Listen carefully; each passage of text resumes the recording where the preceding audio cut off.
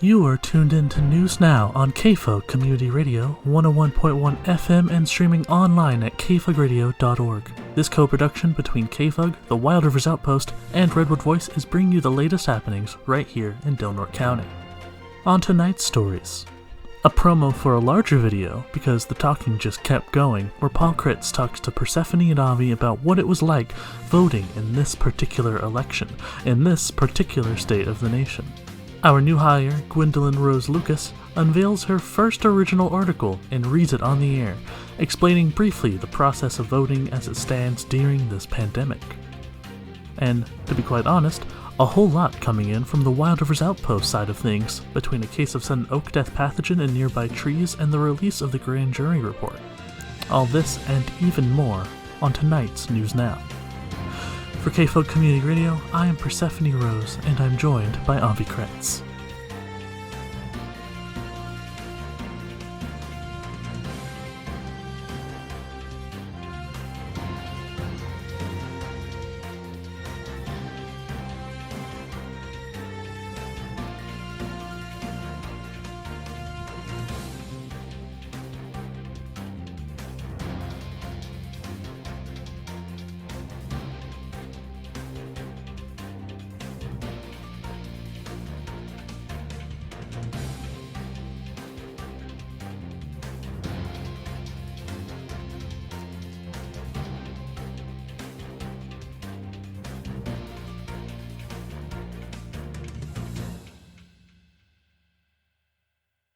First things first, the COVID-19 update, news on the COVID situation as it stands right now, like you've come to expect.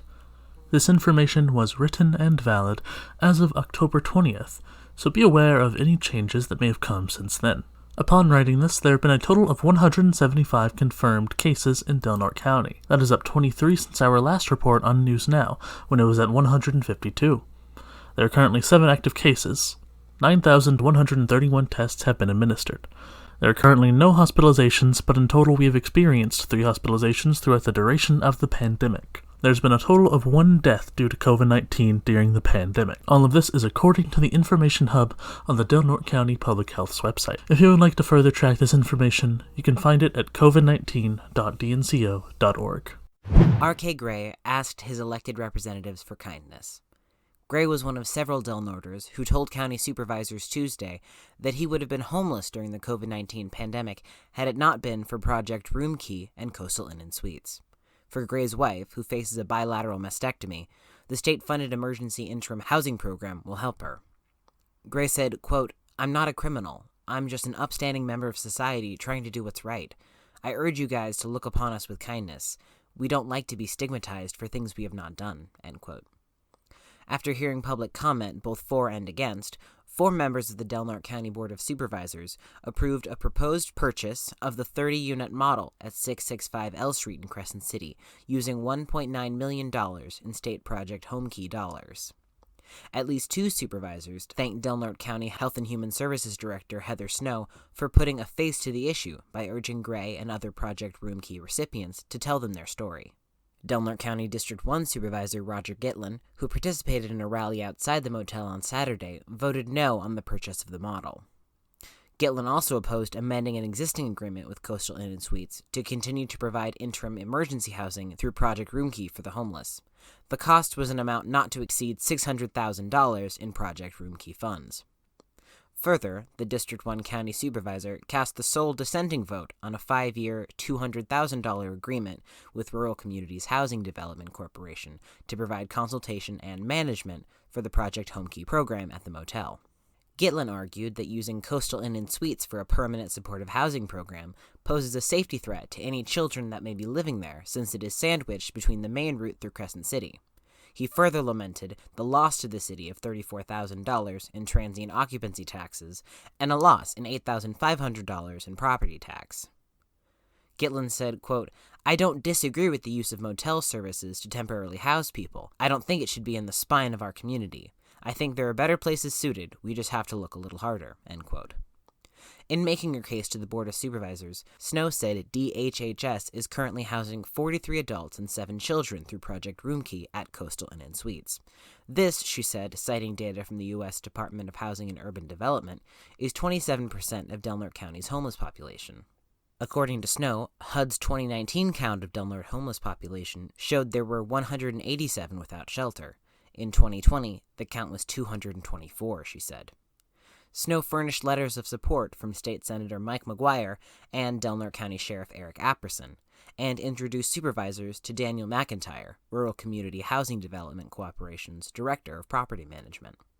The Ukiah-based firm has been working with Del Norte County and Crescent City to help build a housing program for the chronically homeless and mentally ill through No Place Like Home, Snow said. The firm also manages 3 properties in Del Norte County. County supervisors have also approved the use of hundreds of thousands of dollars to offer temporary shelter to those who are homeless at the motel since it was called the Penny Saver Inn in April 2016, Snow said. Though Project Roomkey dollars were gone, DHHS was able to cobble together enough funding for Del Norte to start its own program, Snow said.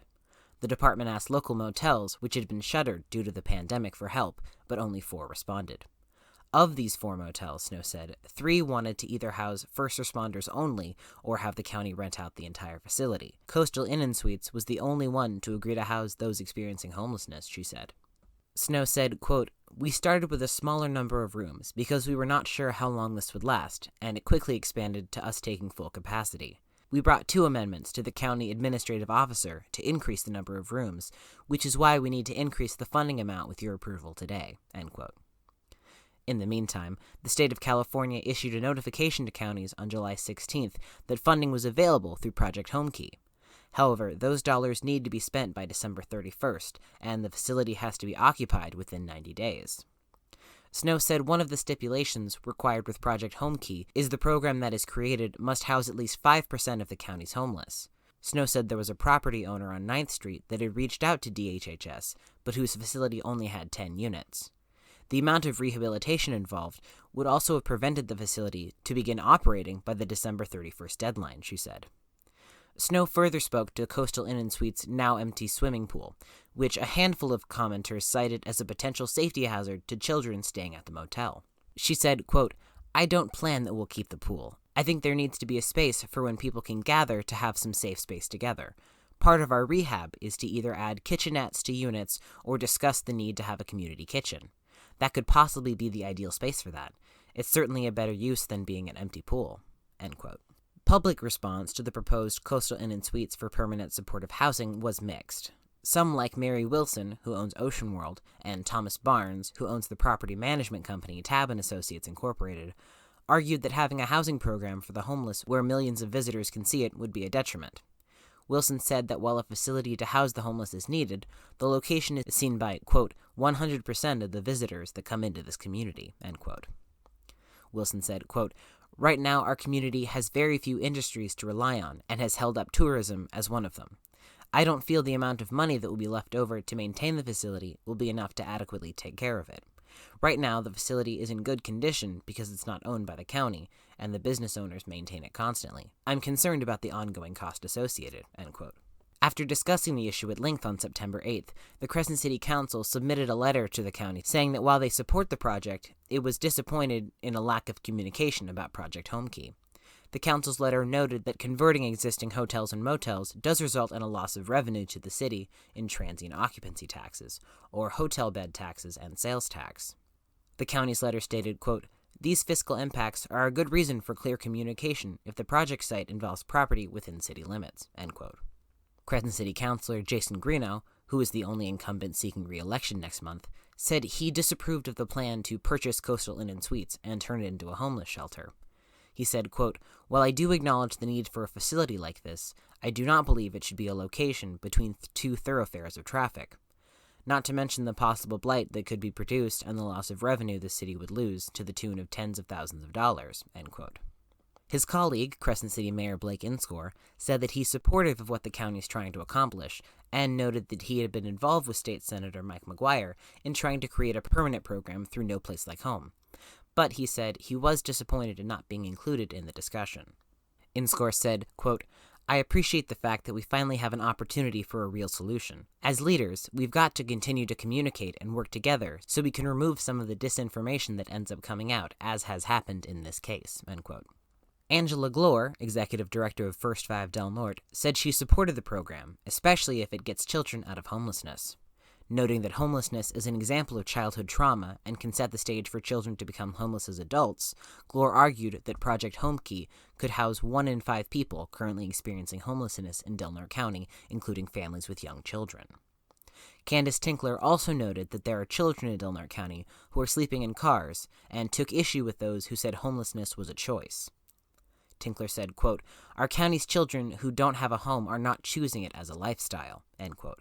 Tinkler, who is speaking as a county resident, though she's also the chief of interpretation at Redwood National and State Park, noted that the homeless are already conspicuous in downtown Crescent City at Beachfront Park, Point St. George, and on the beach near her home. She said, quote, "Wouldn't it be better to see a county that, instead of not caring, making it very apparent that they are seen as a county that is caring and is proactively taking care of the problem," end quote.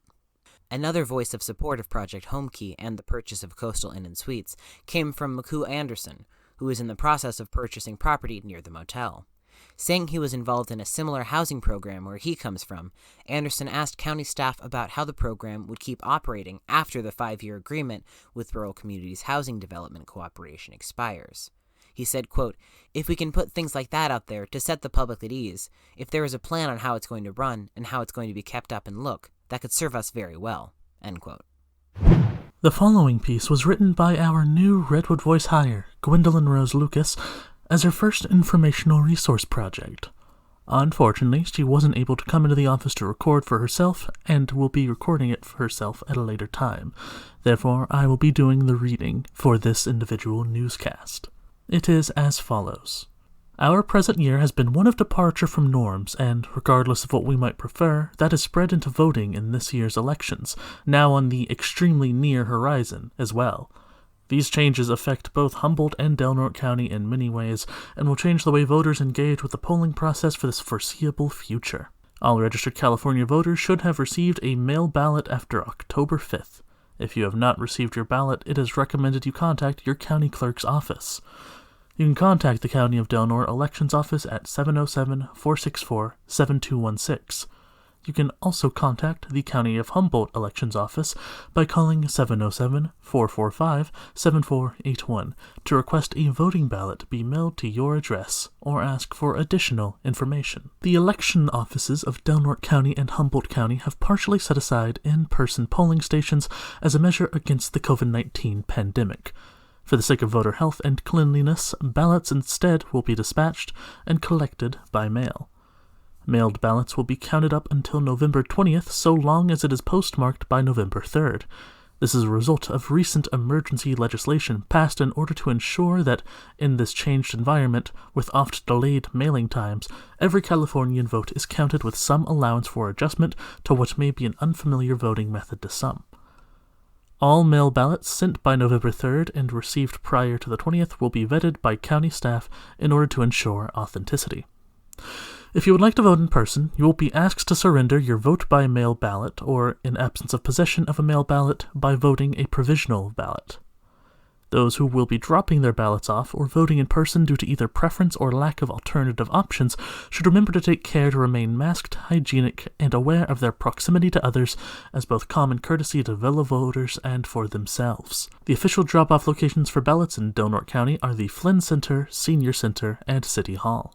If you would like to vote in-person voting assistance stations will be reopened in 18 locations across Del Norte County, but only for November 3rd, Election Day itself, as well as 9 locations across Humboldt County for both Election Day as well as the 3 days preceding it. And remember, once again, that, as with most things during quarantine, voting is more easily, safely, and responsibly done from home, by mail, if at all possible. Thus ends Gwendolyn Rose Lucas's article. A 25-year-old man was arrested Saturday after he allegedly assaulted Ted Ward, director of the Del Norte Solid Waste Management Authority, at the Crescent City landfill on October 8th.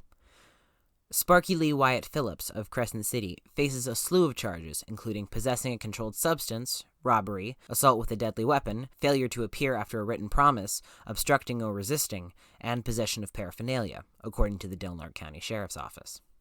Phillips made his first appearance at the Del Norte County Courthouse on Monday, according to the Del Norte County District Attorney's Office. A second suspect was referred to in the original report from October 8th, but there hasn't been enough evidence to positively identify them, according to Del Norte County Undersheriff Randy Waltz. Ward, who suffered a broken rib and punctured lung, said his assault is the latest in ongoing trespassing and vandalism issues at the 167-acre county-owned property on Heights Access Road near Old Mill Road outside Crescent City. The area borders Tolowa Dune State Park, the Lake Earl Wildlife Area, and a handful of residential properties, he said. Ward has brought the incident to the attention of the Del Norte Solid Waste Management Authority Board of Directors, who will consider pursuing a civil restraining order against Phillips on Tuesday. The Del Norte Solid Waste Management Authority Board will also discuss the ongoing security issues at the landfill and other authority-managed properties. Ward told the Wild Rivers Outpost, quote, "It's absolutely brought it to a head, and it's emphasized to me that it's not safe for any of our employees to be out there under any circumstances. We'll address this as an ongoing security issue. It's sad, it's disappointing, but it's also a huge concern for our workers and for the neighborhood," end quote. On October 8th at about 6:14 p.m., Ward was walking south along Heights Access Road at the landfill when he heard ATVs preparing to drive behind the locked gate and began taking video using his phone, according to a report Ward submitted to the Del Norte County Sheriff's Office. He called 911 to complain about the trespassing when he saw the ATVs speeding towards him. Ward wrote in the report, quote, "I reported to dispatch that I needed help as it very much looked like they were coming after me. The first ATV tried to run me over at that point, and I fell to the ground. The assailant then dismounted the ATV and came after me." According to Ward, the suspect told him to delete his pictures and demanded his phone. When Ward refused, the assailant punched him multiple times in the face and asked Ward why he was threatening him and his family. Ward, who acknowledged that the incident occurred after working hours, said he can't stop his work duties, especially when people are threatened. Ward told the Outpost, quote, "I'm just there trying to document what's happening on the property. I shouldn't be concerned about safety, and yet it seems I must be," end quote. According to Ward's report, he received 40 to 50 punches, his glasses were knocked from his face, and he fell to the ground. Ward stated he was struck in the side, but he couldn't tell if it was a kick or a punch. His keys fell out of his pocket, and a second assailant grabbed the keys and stole them. Ward stated, quote, "I tried to run away, and the primary assailant once again tried to run me over with his ATV. I ducked behind some barbed wire fences further north on Heights Access and escaped. As I was doing so, he said, 'I know where you live, and I'll burn your house down,' end quote." In his report, Ward stated he met Sheriff Deputy Enrique Ortega, submitted his report of the assault, and showed him the video. Ward said he also remembered that his colleagues with the Del Norte Solid Waste Management Authority had encountered the subjects involved in his assault several weeks prior to the incident. Ward said he forwarded the name of the suspected primary assailant to Ortega. Ward said he spent the night at Sutter Coast Hospital. In addition to a broken rib and collapsed lung, he sustained a cut to the left eyebrow and abrasions on his left arm and inner left leg. He said his lips were puffy and bleeding, and the left side of his head was swollen. Ward said his left front tooth had also been chipped. Ward stated, quote, "At the hospital, the physicians performed surgery to vent the air around my lung. After multiple x-rays confirming that healing was progressing, they removed the vent in my chest the following afternoon, and I was discharged," end quote. Ward said he's asking the Del Norte Solid Waste Management Authority Board of Directors to consider pursuing a civil restraining order against Phillips to protect authority staff. Ward also noted that another reason the Del Norte Solid Waste Management Authority is considering security measures at the old landfill is because many pedestrians and bicyclists use the area to recreate. He said, quote, "We don't have any problems with pedestrians or people riding bikes. It's really motorized vehicles that are an ongoing concern, and we don't want any firearms either. We have had ongoing vandalism issues, everything from damaged gates to gunshots of various pieces of equipment," end quote. The Crescent City landfill opened in the late 1970s and operated until 2005, Ward told the Outpost. Its closure was complete in 2006. The Del Norte Solid Waste Management Authority, on behalf of the county, is charged with managing the landfill for a minimum of 30 years, according to Ward. Scientists with the local agricultural department, UC Cooperative Extension, and CAL FIRE say a more aggressive strain of sudden oak death has shown itself in Del Norte County. The discovery of the European strain of the pathogen near Little Mill Creek of North Bank Road is a first for California, UC Cooperative Extension Humboldt-Del Norte County Director Jana Valachovic told county supervisors Tuesday. According to Valachovic, it has the potential to have a detrimental impact to the region's conifer species, such as Douglas fir, as well as its tan oak population. She further said, quote, "As it's exhibited in the United Kingdom, where they grow many commercial conifer species by plantation, including several species that are native to Northern California, they've seen pretty substantial mortality. It's also known to cause damage to at least smaller diameter Douglas fir trees, and we're watching to try to learn more about what it might do to some of our other conifer species." End quote. The presence of sudden oak death means Del Norte County has been added to a list of others in California with additional quarantine regulations as a result. Valachovic continued, quote, "Where we've confirmed it is relatively close to US 101 on 197, we don't know how the European strain will behave in California. This pathogen has always provided some tricks. It's difficult to predict." End quote. Del Norte Agricultural Commissioner Justin Riggs said his department has been preparing for a new quarantine program to control the disease's spread. This could add 102 to 200 staff hours a year to the existing departmental workload. Though many in the agricultural industry are concerned about sudden oak death, Riggs said, impacts to local Easter lily bulb growers may be relatively minor. According to him, quote, "An agreement to allow bulbs to enter Canada has been worked out in advance and is under final review right now. All indications are that it will go forward as planned. Our bulb growers will also need to sign standard compliance agreements in order to ship their bulbs interstate. Neither of these types of agreements will impose a significant burden on them since their existing practices already mitigate the risk of spreading a sudden oak death. An example of what will occur is that the growers will now need to make sure a copy of their federal shipping authorization accompanies each shipment." End quote. Discovery of sudden oak death in Del Norte also shouldn't have a major impact to local nurseries that are already operating. However, new nurseries may face a challenge if they want to ship their products. State and national regulations don't differentiate between sudden oak death strains, Riggs said. Valachovic said she worked with a team of scientists, including Riggs and CAL FIRE's Chris Lee, chair of the California Oak Mortality Task Force, sampled vegetation and local streams and conducted helicopter surveys to confirm whether or not the disease was present. With the holidays approaching, the Wild Rivers Community Foundation is offering support for those serving local children and families. The deadline to apply for grants is November 2nd, according to an organization news release. From the WRCF news release, quote, "The holidays are right around the corner, and every holiday season there are many adults, children, and families in Curry and Del Norte counties in need of food, warm clothing, and access to services.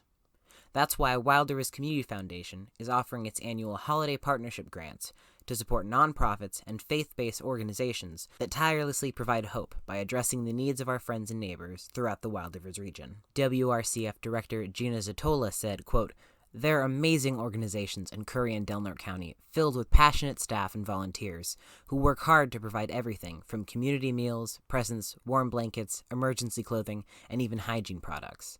Holiday partnership grants provide much-needed resources to organizations so that they can accomplish their mission to help those in need during the holidays." End quote.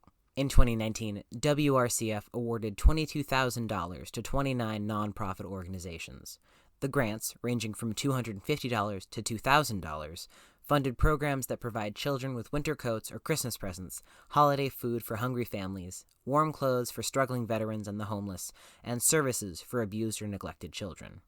Zatola said, quote, "The collaborative partnership of donors creates a pool of resources that support the good work these organizations are doing in our community." End quote. The grants are funded by donations from family trusts, foundations, businesses, and individuals, according to Zatola, but additional donations are always appreciated. The deadline for WRCF's holiday partnership grant applications is 5 p.m. November 2nd, 2020. Applications are available online at bit.ly/holidaypartnership or can be picked up at the WRCF office, 990 Front Street, Crescent City.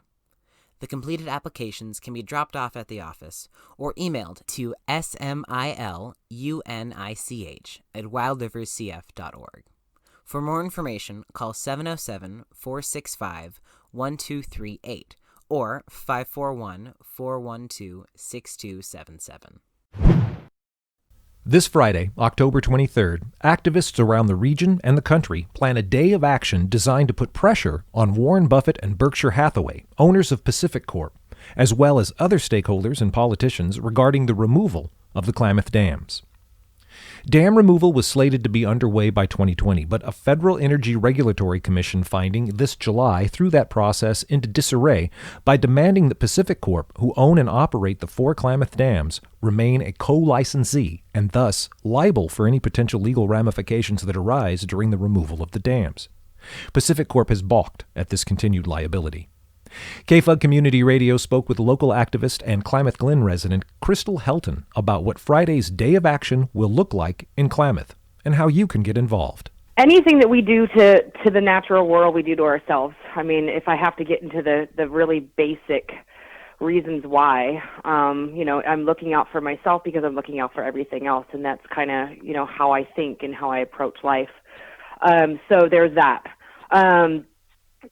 Also, this is, over a decade, almost 20 years now, of trying to figure out and finagle a way to get these dams off the river.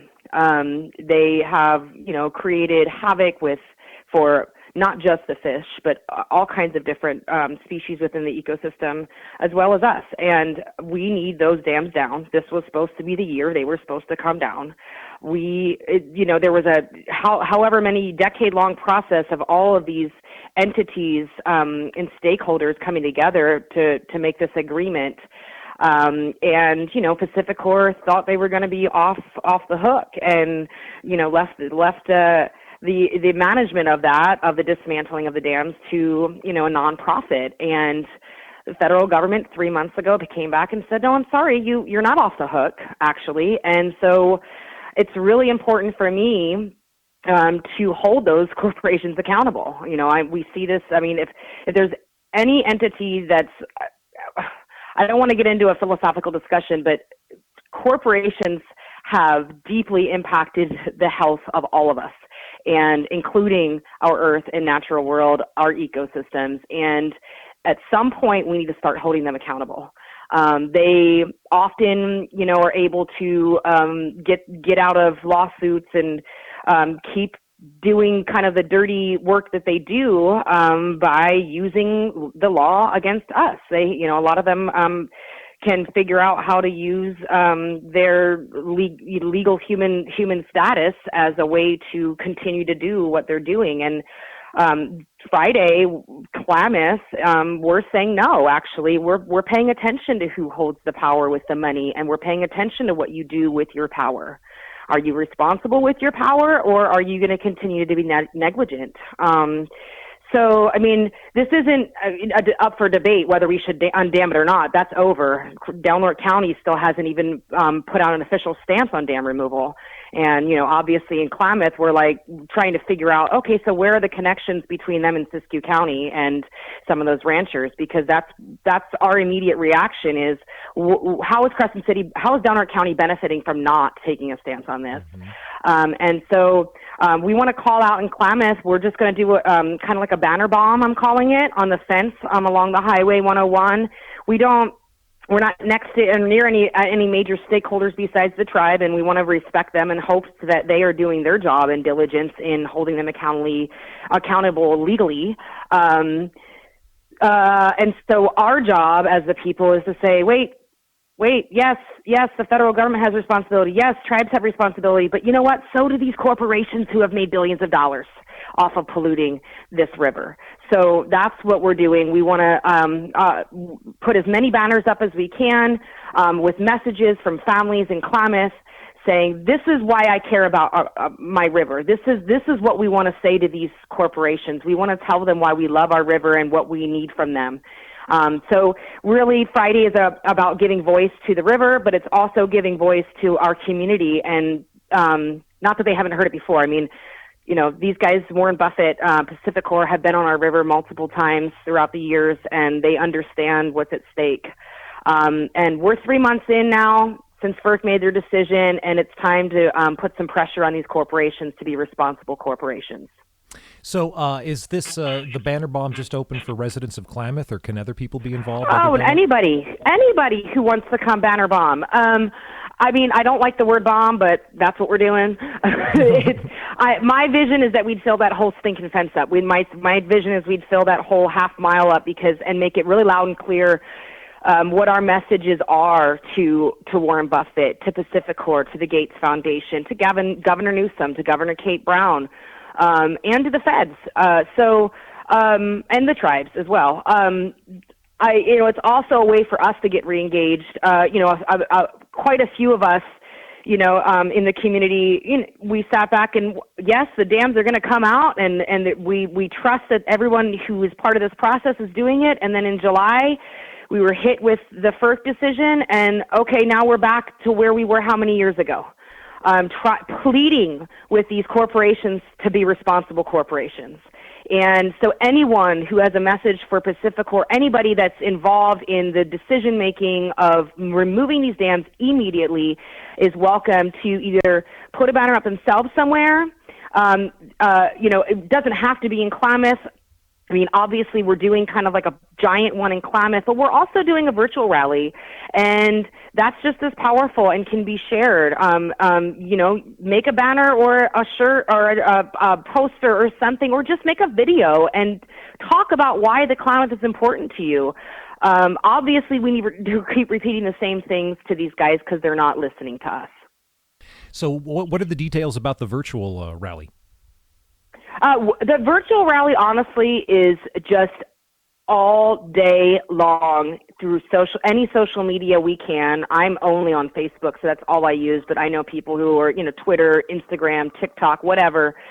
That's about all the social media I know about. If there's more, I'm not sure. But we just want to flood it. And every time we hashtag those corporations and those individuals and foundations, we are hopefully pressuring them to take some action. Okay, so on the 23rd... So it's virtual, yes, on the 23rd. So the virtual rallies start, we are asking anybody and everybody to share as much. If you don't want to post something, at least share something. Those hashtags are important. Hashtag Undam the Klamath, hashtag Warren Buffett, hashtag PacifiCorp, hashtag Governor Newsom. I could go on. So did I answer your question? No, the question was, okay, so and that's just anybody just kind of willy-nilly on social media, hashtag, share, kind of coming at it from all directions. But what about in all directions? In Klamath for the banner bomb, do you have a start time? Do you have a time where things are going up? No, I'm probably going to go down there around, because I didn't want to bring everybody together. We didn't want to do because of COVID and because the rest really technically it's closed, it's wishy-washy. Yeah. I don't know if we're still closed or not. So, if you want to hang up a banner Friday afternoon, I'll be down there probably sometime after lunch. I'd like to get it done by 5. At 3:30 p.m. is a time that's tentative for other actions happening across the country in, D.C., Sacramento, San Diego, Seattle, Portland, and of course Omaha. So at 3:30, what I'll do is just probably start taking a video of whoever's working there. But if you want to come down and hang up a banner, awesome. If you want to drop a banner with me to hang, I can totally do that. I'm collecting banners from people who have young kids who don't want to be on the side of the highway putting up banners. If like I said, if you want to just hang it on your fence at your house, do that too. Take a picture of it and upload it on social media on Friday. All right. Do you want to share any contact information if people want to get you a banner? Sure. Probably it's best to just find me on Facebook. Yeah. Honestly, that's the safest way for me, and without giving out. So Chrystal Helton, CHRYSTAL and HELTON, and there's a picture of me and my dad. That's right, baby. And that's how I get a hold of you every time too, Chrystal. Thank you for talking with us today. I really appreciate it. Thanks a lot, Paul. I appreciate it. Have a great weekend. Hope you guys can put a banner up or share some of our stuff Friday. Definitely. We will be on top of it. Thanks, Chrystal. Thank you. This Friday's Day of Action is part of a week-long Mobilizing Water Justice Week of Action organized by Save California Salmon, Humboldt State University, and the Klamath Justice Coalition. For more information, visit californiasalmon.org or call Regina Chichizola at Save California Salmon, 541-951-0126. For KFUG Community Radio, I'm Paul Kritz. Delayed by COVID-19, the Norte County Grand Jury finally releases its report. Investigations include the county's Environmental Health Division and Smith River CSD. Allegations that county supervisors instructed the Environmental Health Division to stay out of landlord-tenant disputes were a focus of the Norte County Grand Jury last fiscal year. The Oversight Committee tasked with investigating potential misconduct among local government sought to find out how much influence the Norte County Board of Supervisors have in enacting environmental health policy. Its findings are outlined in the Grand Jury's 2019 to 2020 final report, which was released 3 months late due to COVID-19. The Grand Jury also investigated the Smith River Community Services District as well as Pelican Bay State Prison, the Norte County Jail, and Alder Conservation Camp.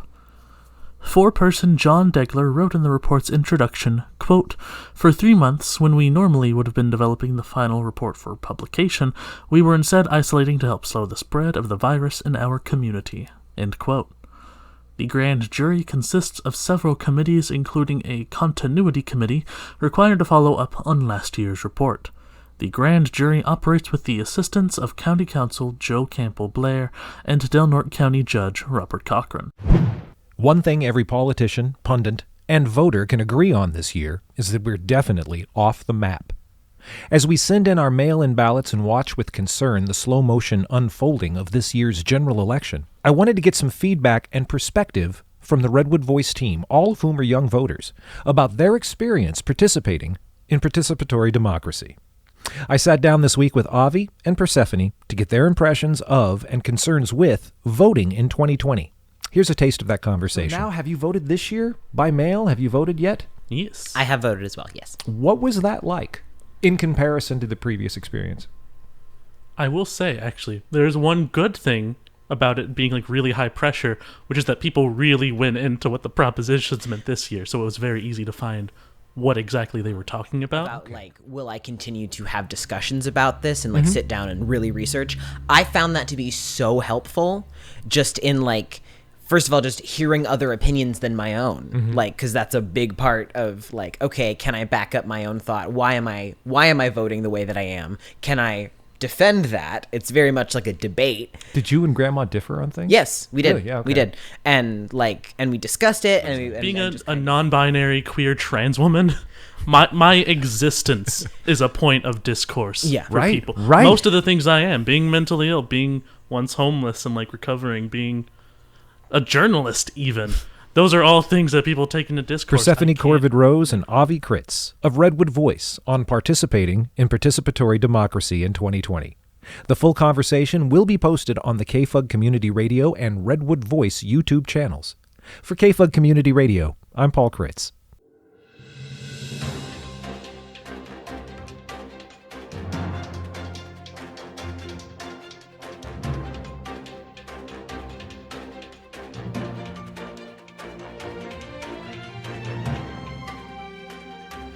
Thanks again for tuning into News Now.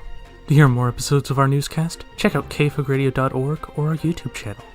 Special thanks to Wild Rivers Outpost and Jessica Sanar, Crescent City Bureau Chief, for providing great content.